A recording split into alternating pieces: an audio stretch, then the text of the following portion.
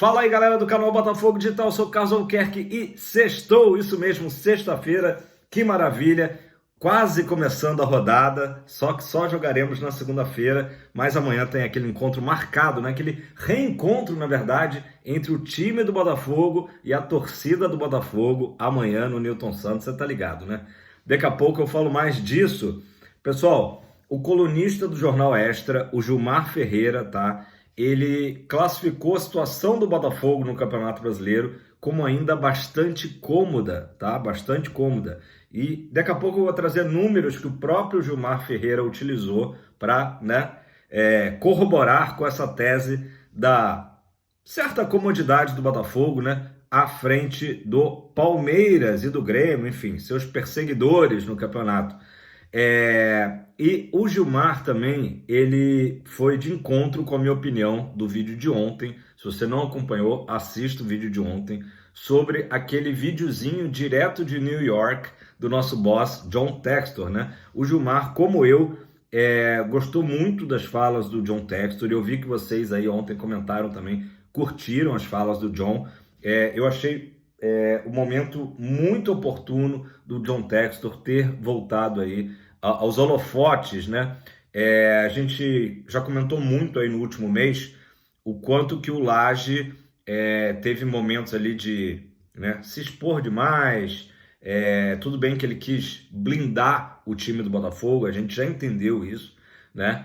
E acabou que o próprio Lage ficou muito na berlinda, digamos assim, né? Recebendo os holofotes. E o Textor agora aparece, tira um pouco dessa pressão em cima do Lage e aparece assim com uma agenda positiva, né? Foram falas de otimismo, como o Textor normalmente né? Aquela questão do campeonato se ganha com amor, né? Com hard work, com trabalho duro e não com medo. Então, muito legal essa aparição do John Textor. O Gilmar Ferreira viu da mesma forma, né? Ele comentou o seguinte: reforçar o engajamento com a torcida é uma saída inteligente e que costuma ser eficaz. Então foi exatamente o que o John Textor fez. Reforçou esse engajamento, atendeu mais uma vez um pedido da torcida, né? E aproveitou naqueles 2 minutos, né, um vídeo longo, né?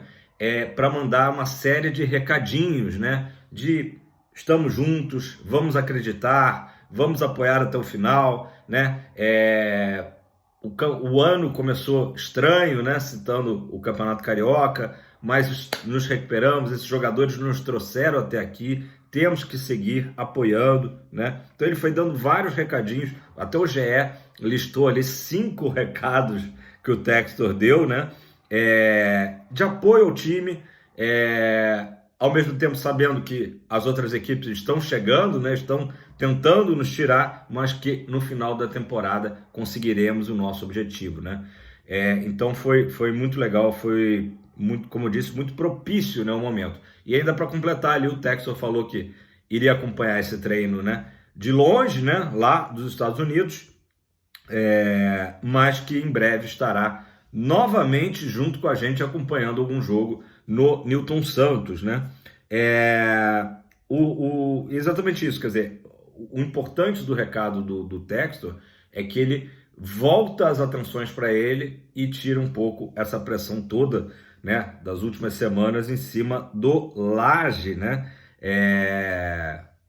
Além da boa notícia, claro, que foi atender a torcida do Fogão. Pessoal, a gente fica aqui quebrando a cabeça, ainda mais nesses dias todos que a gente fica sem jogo do Botafogo, a gente fica recorrendo aos números, à matemática, estatísticas históricas, né? E o Gilmar Ferreira trouxe uma estatística aqui bem interessante, né? Que acho que ainda não tinha sido ainda analisado. Se alguém falou isso, eu não vi, tá?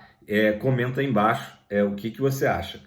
O Gilmar Ferreira pegou um recorte de uma década de Brasileirão, né? Série A, falando Série A, obviamente. Então, nos últimos 10 anos, a média de número de vitórias dos campeões é de 24 vitórias, que é uma média até alta, né? Considerando que são 38 rodadas, 38 rodadas, 24 vitórias em média tem o campeão, beleza? O Botafogo tem 16 vitórias no campeonato. Poderia ter vencido até mais, né? Mas, enfim, ainda é um número de respeito, né? 16 vitórias é um dos trunfos na manga do Botafogo, né? Porque eu estou sempre comparando aqui, né? Eu já comparei em outro vídeo a situação do Botafogo com aquele piloto de Fórmula 1 que está liderando a corrida com uma certa folga, né? Com algumas voltas ali de vantagem sobre o segundo colocado, né? E que ele precisa só administrar, ele não precisa mais correr muitos riscos, não precisa passar sobre a zebra, por exemplo, né? Ele precisa ir levando ali o carro até a vitória, por mais que esse segundo colocado se aproxime um pouco mais. Foi o que aconteceu justamente agora no segundo turno, né? O Botafogo tinha 13 pontos, caiu para 7, né? Mas não é só o Palmeiras tirar esses 7 pontos, né? Como na Fórmula 1, não basta chegar no carro que está na frente, precisa ultrapassar. E é justamente esse quesito do número de vitórias, né? Mas vamos lá, vamos voltar aqui à estatística do Gilmar Ferreira depois dessa divagação e dessa comparação com a Fórmula 1. Botafogo, com 16 vitórias, precisa, né, para bater, digamos, essa meta de 24. Galera, não é que tenha que chegar nos 24, historicamente, né, 24 vitórias garantem o título. O Botafogo precisa de 8 vitórias em 14 jogos que faltam, beleza? Fundamental que essa primeira dessas 8 vitórias aconteça na segunda-feira. Goiás, com todo respeito, é uma boa equipe. Olha, o Goiás fez um bom jogo contra o Palmeiras no Allianz Parque. O Goiás fez bom jogo contra o próprio Flamengo no Maracanã, tá? Então, não imaginem um Goiás como uma presa fácil. Será um jogo difícil. Os caras vêm, naturalmente, para conseguir pontuar, né? Conseguir um empatezinho. Estão lá na parte de baixo da tabela. Foram ultrapassados essa semana pelo Corinthians, né? Pelo Santos, melhor dizendo. Enfim, então é um jogo difícil. Mas dessas 8 vitórias, temos que ganhar na segunda-feira. Fato.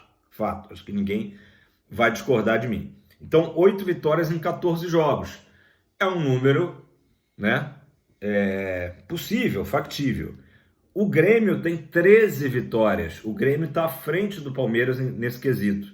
Então, o Grêmio, com 13 vitórias, para atingir as 24, precisaria de 11 vitórias em 14 jogos. Vocês reparam que já é uma situação bem mais difícil, né? Bem mais duro, né? Teria que ter uma reta final aí quase que perfeita, né? A equipe do Sul.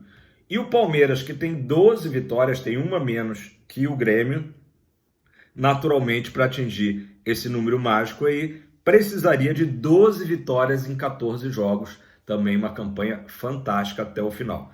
O Palmeiras é uma equipe que sofre pouquíssimos gols. Nos últimos 10 jogos sofreu apenas um gol, né? Porém, não tem conseguido criar no ataque, não tem sido efetivo.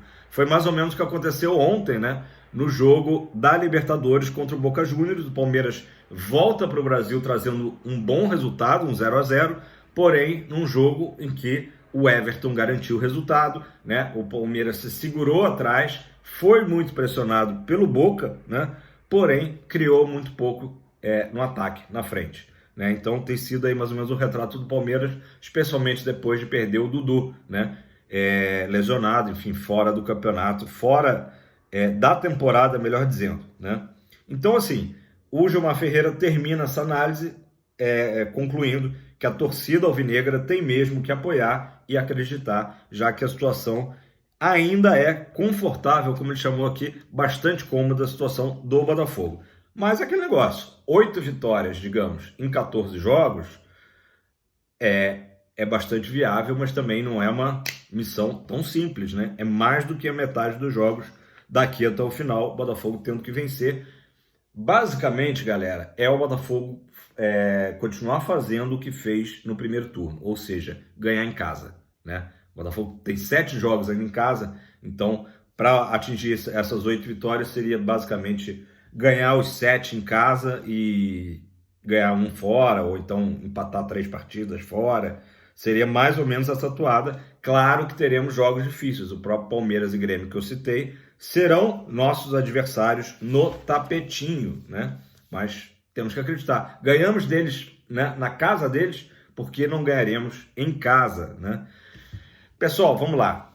Todo mundo tá ligado, né, que o goleiro André, ex-Botafogo, hoje no Gil Vicente de Portugal, tem sido um dos grandes destaques, tá, na posição lá no Velho Continente. Tanto é que ele foi convocado com toda a justiça pelo Ramon Menezes para a seleção sub-23 que vai disputar o Pan-Americano, né? Já falei aqui, Matheus Nascimento convocado, Diego Hernandes convocado pela seleção uruguaia, enfim. Então o André foi convocado e o GE trouxe, né, declarações do André, né, que se disse, claro, muito botafoguense, né? Ele falou, pô, eu tenho 22 anos, dos quais 10 eu vivi dentro do Botafogo, então eu sou um escolhido, não tenho como ser diferente, né? Vivi toda aquela fase até do Botafogo na Libertadores de 2017, né? E então, assim, ele falou, pô, tô torcendo demais pro Botafogo ser campeão brasileiro, acompanho sempre que posso os jogos do Fogão, direto de Portugal, claro que pelo fuso horário nem sempre é possível, quando os jogos são naquele horário 16 horas, né, no Brasil, aí normalmente às 23 em Portugal, ele disse que consegue acompanhar. Quando é 1, 2, 3 da manhã, fica mais difícil, mas ele está sempre ligado. Bacana a gente ver aí essa evolução do André, né? Só esclarecendo que ele não tem mais nenhuma ligação com o Botafogo, né? Foi vendido, a ligação só né, de alma. Mas bacana a gente ver. Um jogador que passou por aqui e que ainda está sempre citando o Botafogo nas entrevistas, né? E acompanhando, né? Acompanhando de longe, quem sabe aí um dia a gente tem um retorno do André, né, ao Fogão. Pessoal, não é só os jogadores que eu citei agora, Matheus Nascimento, Diego Hernandes, né? Teremos também mais um convocado, né? Tivemos mais um convocado para o Sub-23 lá no Chile. E aí? Quem será, hein? Sem ser o Matheus Nascimento, sem ser o Diego Hernandes, teve um terceiro. Foi o Dr. Gustavo Dutra, médico do Botafogo, que foi convocado aí para integrar, né, a comissão técnica da seleção brasileira, que vai ao Chile, né? Interessante aí também a equipe médica do Botafogo sendo destacada, né? E não é só a equipe médica, né? A parte toda de comissão técnica, porque também tivemos mais um convocado, só que dessa vez para o Sub-17, que foi o Ricardo Herrera, que é auxiliar, né? Ele é preparador de goleiro e auxiliar do Marcelo Grimaldi, que vocês sabem é o atual preparador, né, oficial do Botafogo. Então o Ricardo Herrera vai integrar a seleção Sub-17, que está se preparando para o Mundial da categoria. Muito legal, boa notícia também.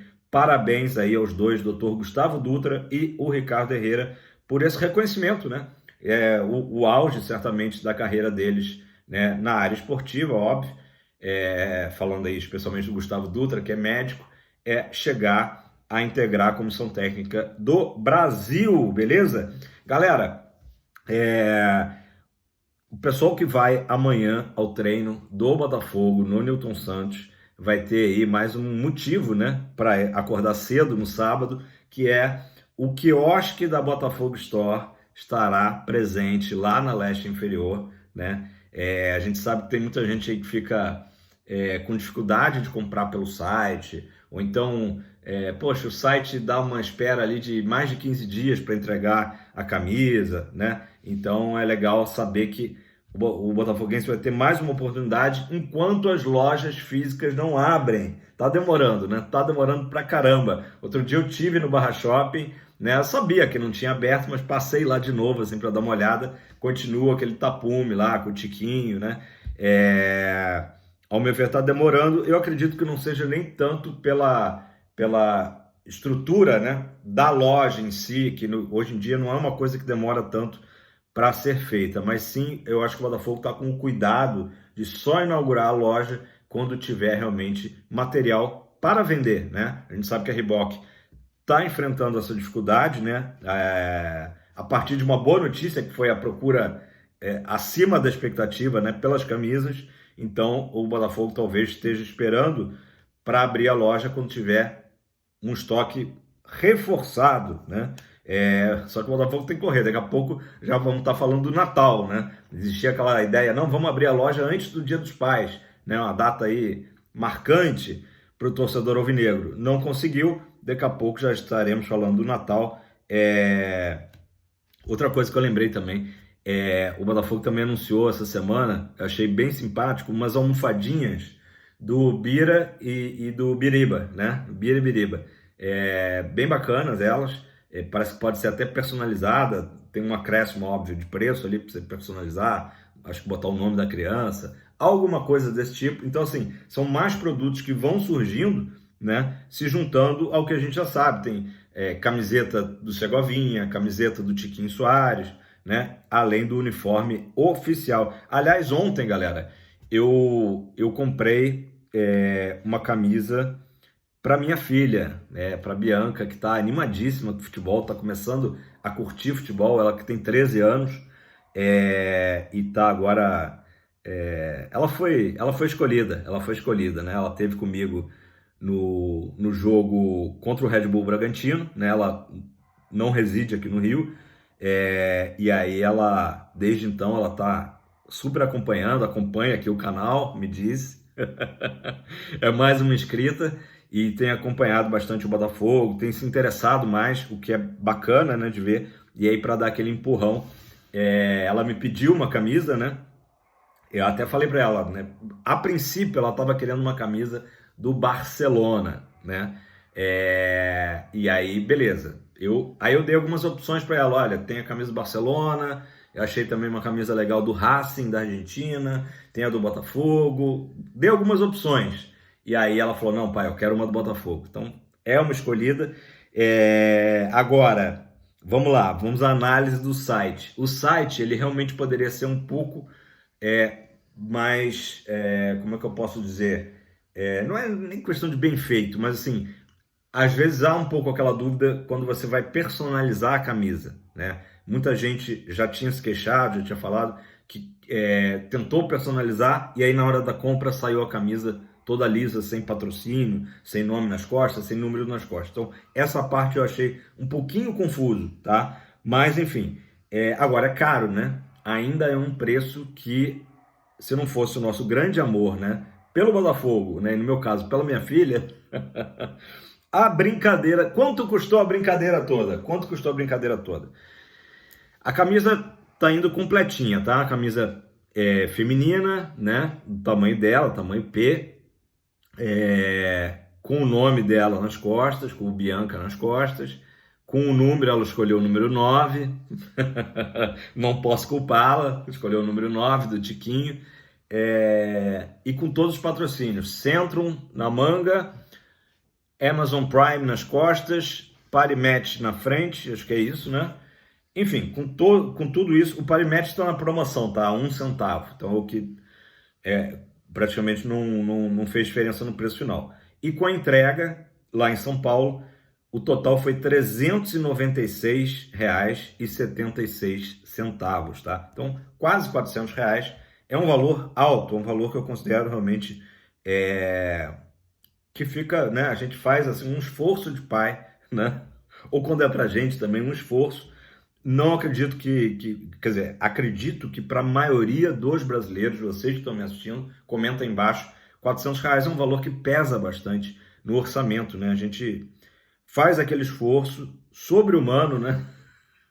Mas é um valor alto. Eu tô rindo aqui, mas é um valor alto, galera. Assim, seria muito bom que fosse um valor aí, eu não digo nem pela metade, mas fosse beirando os R$ 300, estaria mais dentro da nossa realidade. Vamos lá.